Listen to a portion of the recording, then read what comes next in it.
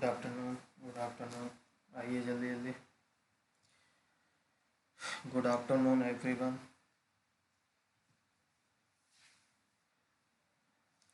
तो आप लोगों का स्वागत है आप लोगों का यूनिक स्टडी पॉइंट चैनल पे, जहाँ पे हम लोग अपन कवर कर रहे हैं NFTL सिलेबस। ठीक है, NFTL syllabus.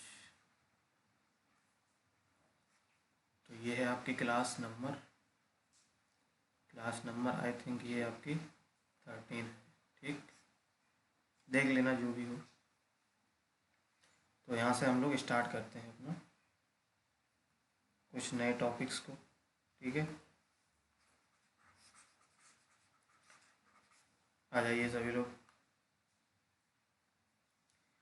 Good morning everyone. तो आज हम लोग हमारा चैप्टर नंबर 1 जो है, जो कि आपका नेटवर्क का है, और उस नेटवर्क में हमने सारे टॉपिक को कवर कर लिया है। मात्र आपका एक टॉपिक बचा है, तो वो टॉपिक हम लोग आज कवर कर लेंगे, तो हमारा ये वाला चैप्टर फिनिश हो जाए।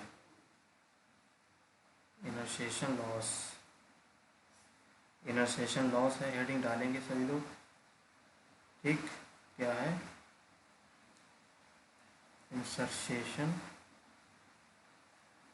लॉस। अब इंसर्सेशन लॉस क्या होता है, इसको हम लोग समझते हैं। ठीक है, क्या होता है इंसर्सेशन लॉस?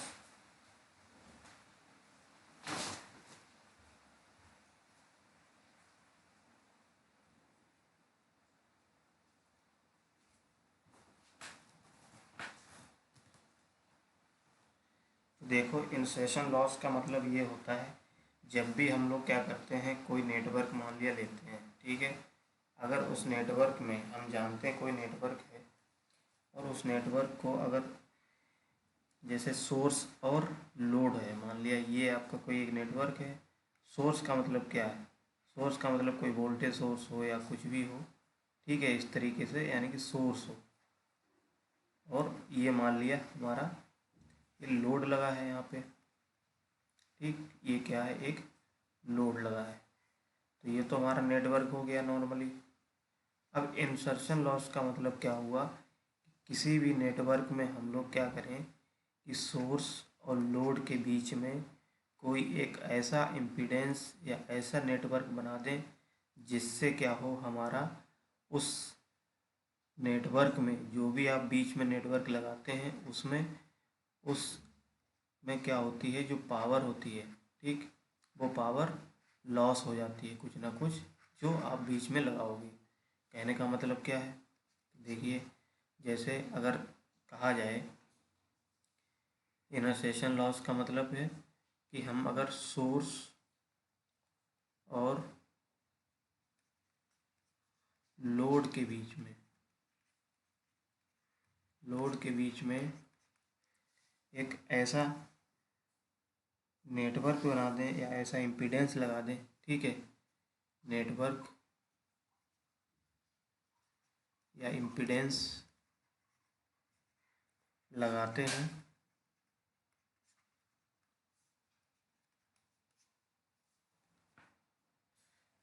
हैं, तो क्या होता है, जो भी पावर आपकी रिसीव होती है लोड के थ्रू, तो लोड पे जब पावर, सोर्स से लोड तक पावर फ्लो हो रही है, तो यहाँ से कुछ पावर क्या होती है, इसमें ऐड हो जाती है, यानी कि इसमें लॉस हो जाती है। तो जो पावर में कमी आती है, ठीक, पावर में जो कमी आती है, वही क्या कहलाता है? इनर्सेशन लॉस कहलाता है। ठीक, इनर्सेशन लॉस कहलाता है। अब इसको और अच्छे से समझ लेते हैं। जैसे आप हेडिंग डालिए, इसको लिखा देते हैं, तो आपको समझ में आ जाएगा।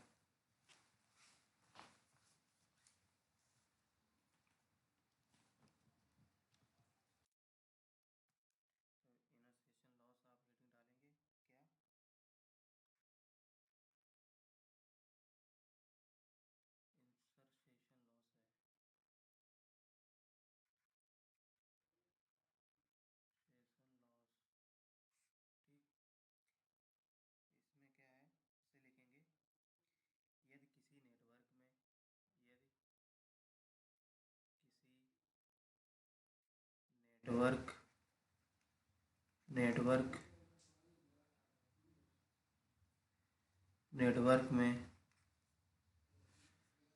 सोर्स तथा लोड के बीच में एक इम्पीडेंस या अन्य दूसरा नेटवर्क कनेक्ट करने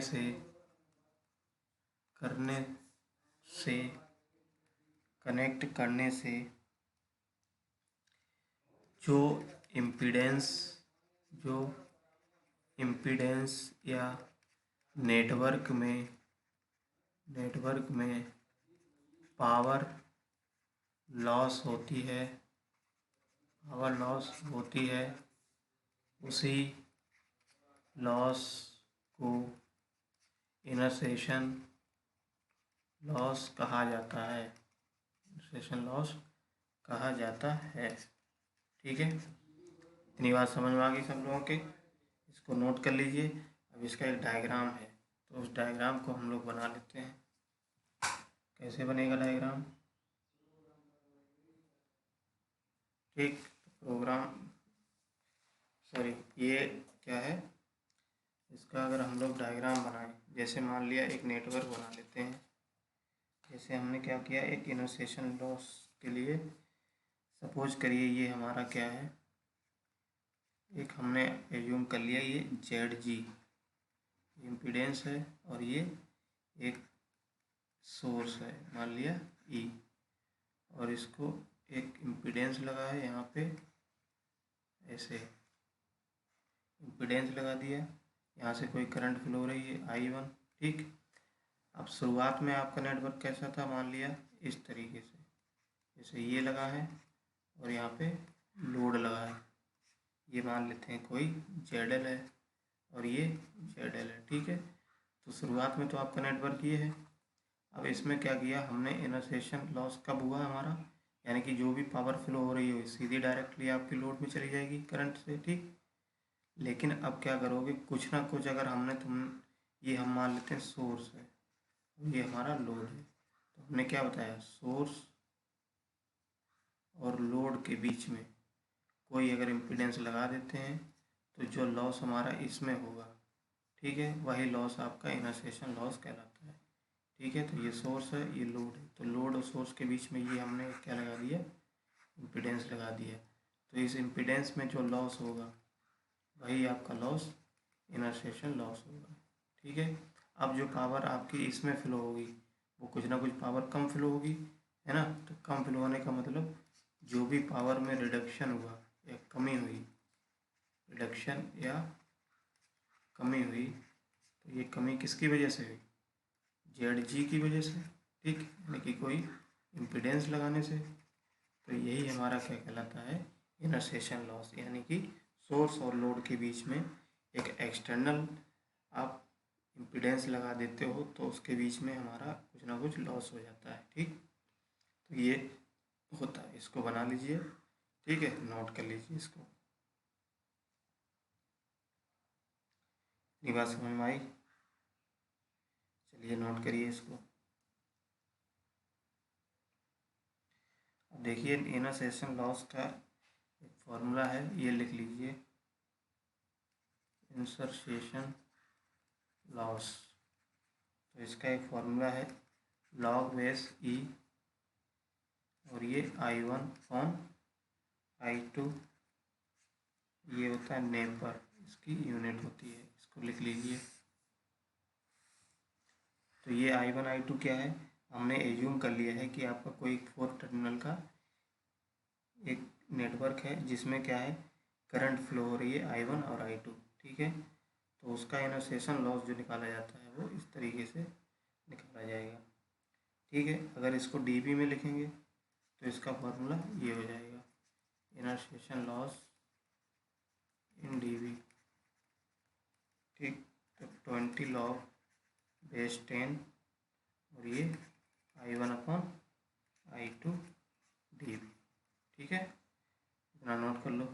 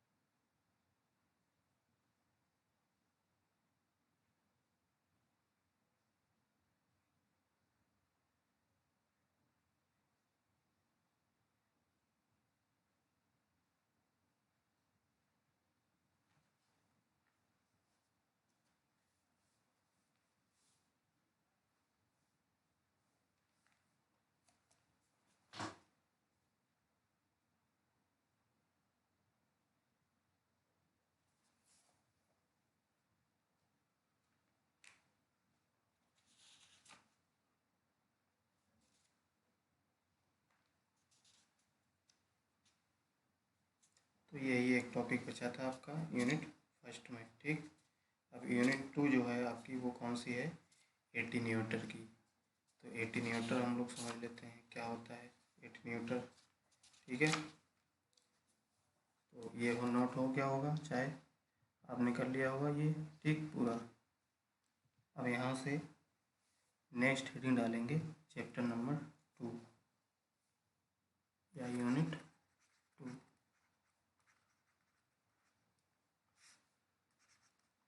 एटीन्यूएटर।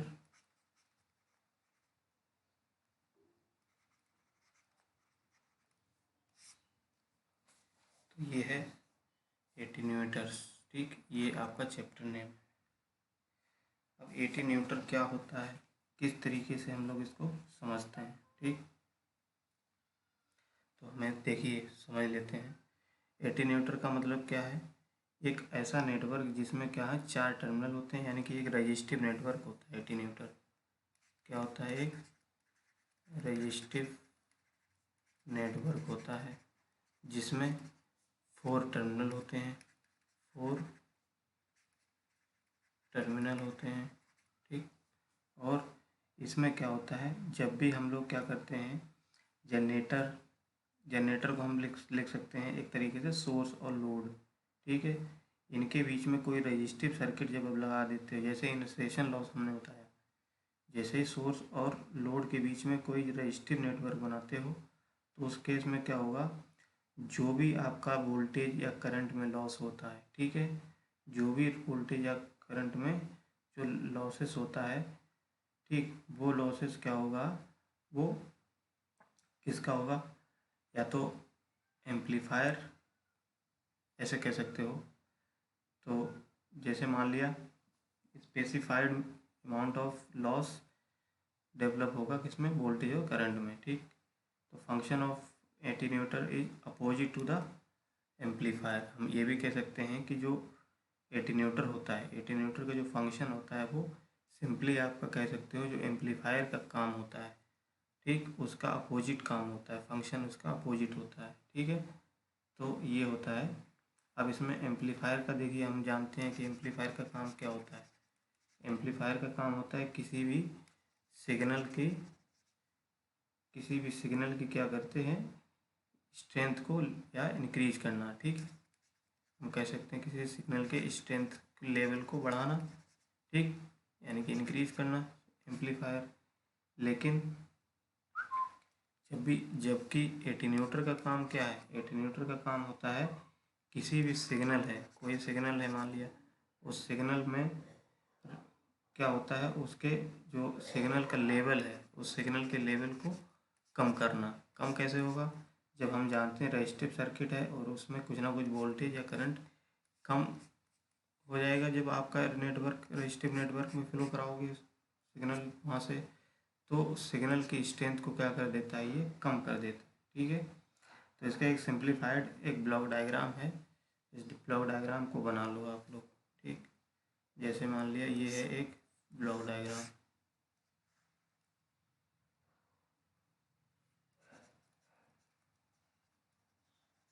एटीन्यूएटर नेटवर्क, और ये टर्मिनल एक ये है, एक ये, और ये एक ये, 4 टर्मिनल हो गए। यहाँ पे हमने बना दिया कोई एक RS, और ये एक सोर्स बना दिया। सोर्स का मतलब यहाँ पे कोई वोल्टेज सोर्स लगा है, VS ये है, कोई RS मान लेते हैं यहाँ पे, ये छोटा सा, और इधर साइड कोई लोड लगा है, इधर साइड कोई लोड लगा दिया RL, ठीक। ये क्या है, लोड। यहाँ से कोई करंट मान लिया, इसके क्रॉस वोल्टेज VL है, यहाँ पे कोई करंट फ्लो हो रही है IL लोड करंट, और यहाँ से कोई करंट फ्लो हो रही है, मान लेते हैं IS, ठीक है। तो ये चीज़ें होती हैं, इसका रिप्रेजेंटेशन होता है आपका, तो इसको नोट कर लीजिए, बना लीजिए। यहाँ पे VS क्या है, तो VS है आपका सोर्स वोल्टेज,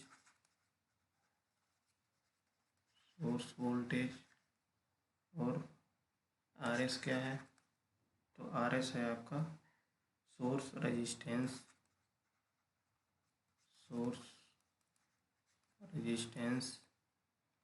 और IS जो है सोर्स करंट,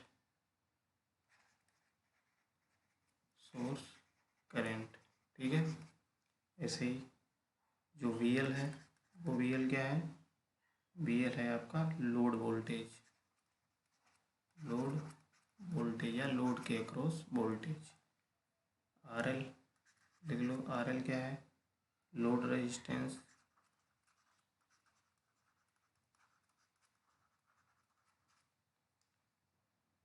और कोई मान लेते हैं PL है पावर, जो लोड में फ्लो हो रही है, लोड पावर,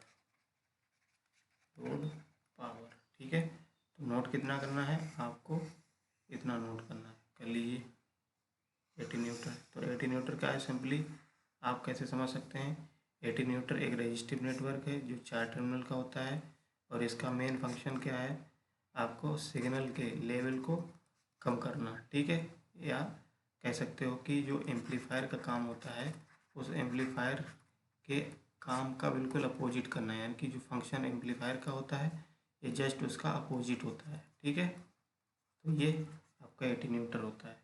इसको बना लीजिए, पेज में लिखा देते हैं। तो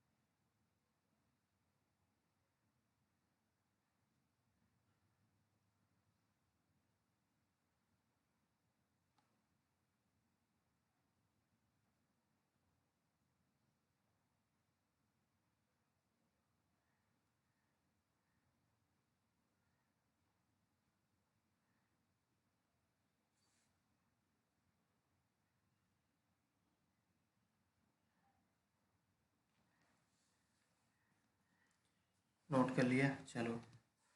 तो अब इसमें लिख लो थोड़ा, क्या लिखोगे,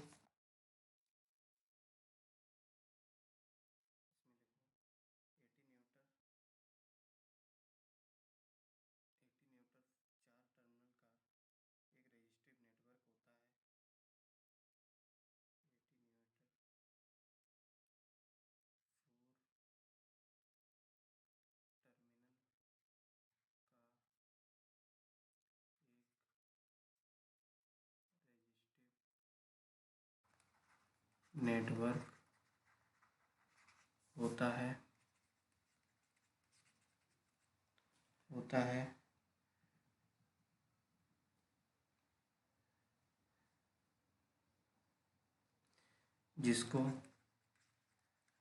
जिसको सोर्स तथा लोड के बीच में लगाया जाता है।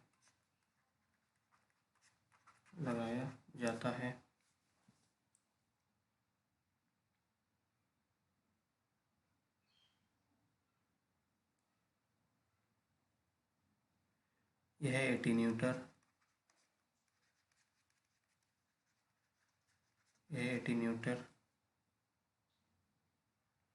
वोल्टेज और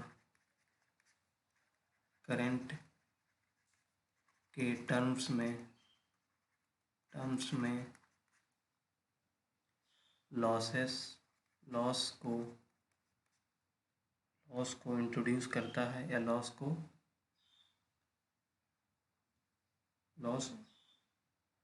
उत्पन्न करता है, ऐसे लिख लो, उत्पन्न करता है। ठीक,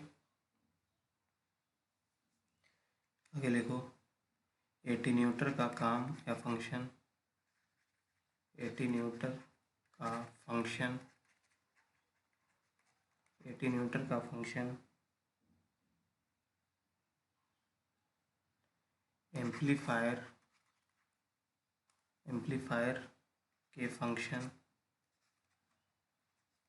एम्पलीफायर के फंक्शन के अपोजिट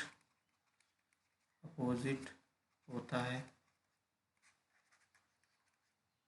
ठीक, इतना हो गया। जैसे कि एम्पलीफायर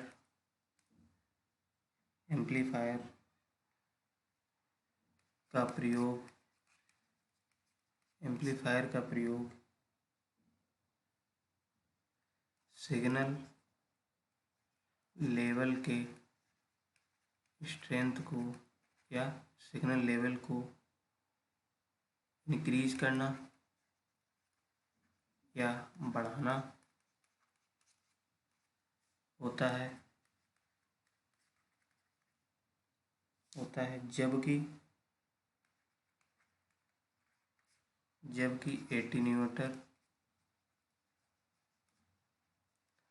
एटीन्यूटर का प्रयोग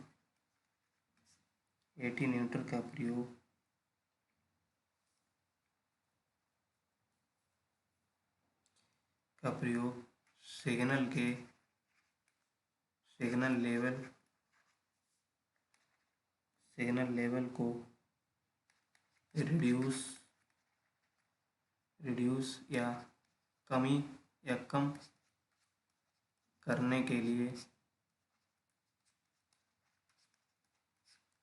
प्रयोग किया जाता है।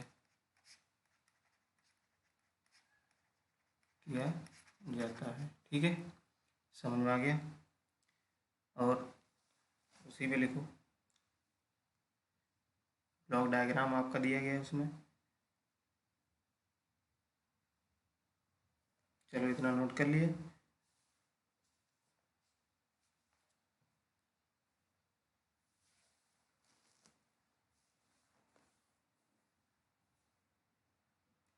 इतना हो गया।